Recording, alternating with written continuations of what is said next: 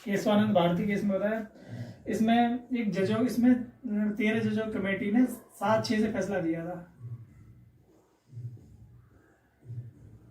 13 जजों की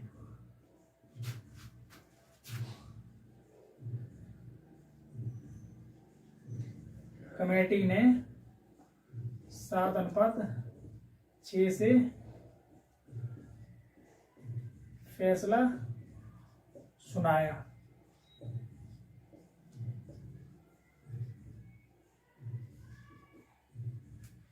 इसमें 13 जजों की कमेटी ने 7:6 से फैसला सुनाया था। और जजों ने क्या कहा था, प्रस्तावना में संशोधन किया था। उसने जजों ने कहा था प्रस्तावना में, जजों ने क्या कहा था, प्रस्तावना में संशोधन तो किया सकता है,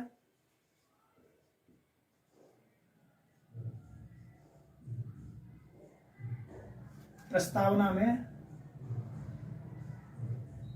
मूलभूत ढांचे को छोड़कर, इसका जो ढांचा है मूलभूत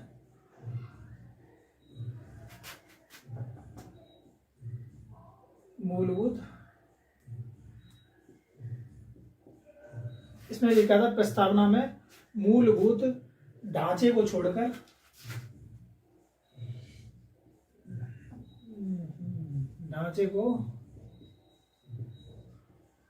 छोड़कर संशोधन कर सकते हैं।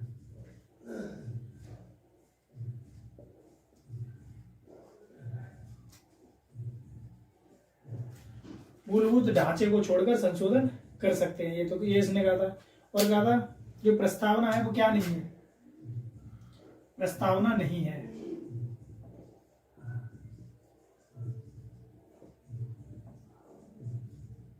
नहीं है, क्या नहीं है, प्रवर्तनीय नहीं है,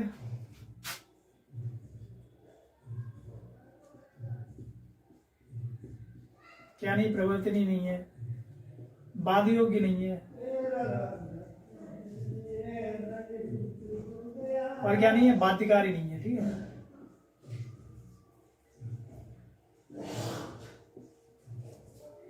प्रस्तावना नहीं है, प्रवर्तनीय नहीं है, बाध्य योग्य नहीं और बाध्यकारी नहीं है, लेकिन क्या है, महत्वपूर्ण है।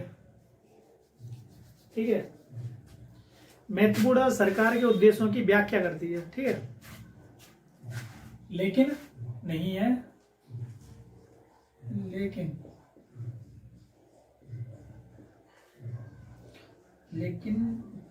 क्या महत्वपूर्ण है।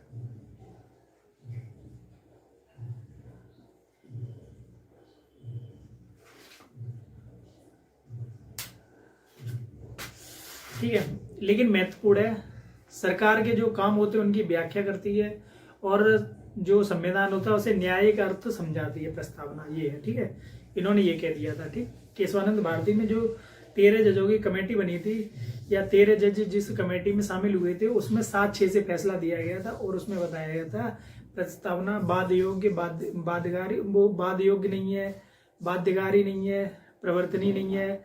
ठीक, लेकिन जरूरी है।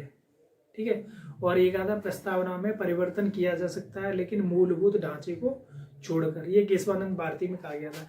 लेकिन वो ढांचा क्या है, ये आज दिन तक किसी को नहीं पता। बस ये कह दिया मूलभूत ढांचे को छोड़कर परिवर्तन किया जा सकता है, लेकिन ढांचा अब तक नहीं बताया।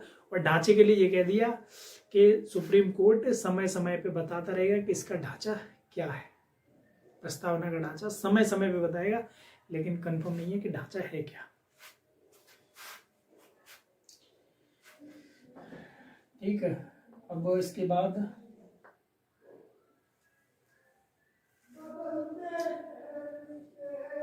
प्रस्तावना का